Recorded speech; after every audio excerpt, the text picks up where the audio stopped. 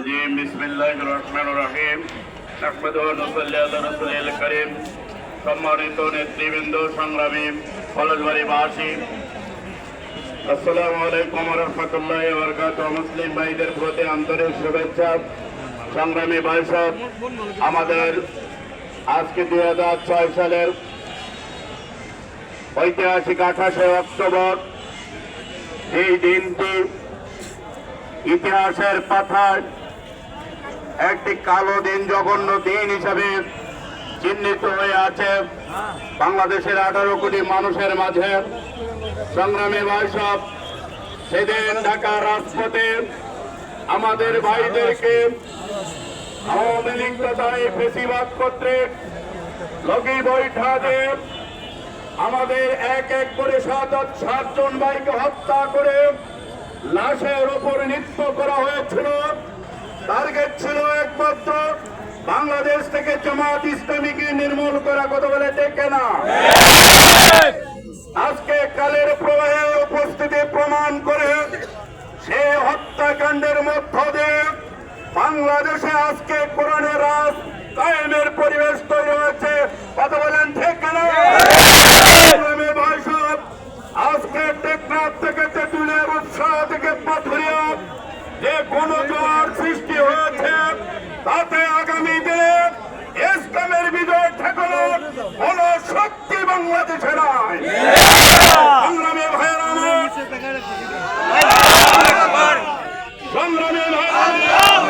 আমাদের বাংলাদেশ জামাত ইসলামী ছাত্র শিবিরের জুলুমের অনেক লম্বা ইতিহাস আছে।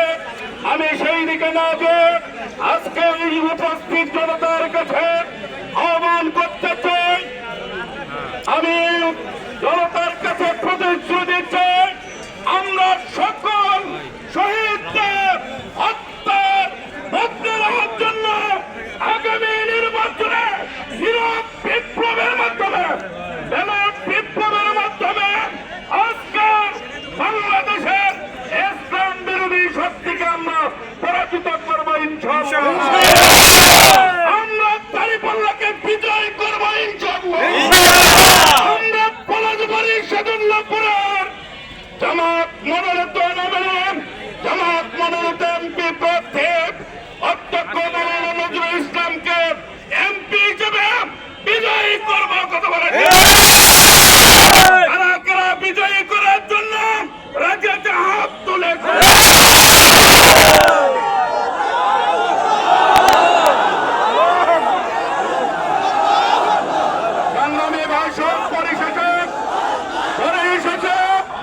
আমরা সরকারের কাছে দাবি রাখতে চাই, অনতিবিলম্বে সকল হত্যাকাণ্ডের বিচার করতে হবে।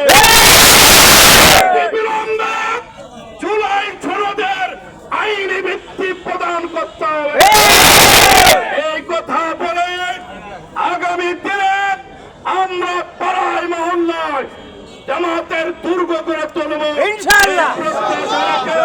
দাঁড়িপাল্লার বিজয় প্রত্যাশা রেখে সবাইকে আবার সংগ্রামী সালাম দিয়ে শেষ করছে। আসসালামু আলাইকুম ওয়া রাহমাতুল্লাহ।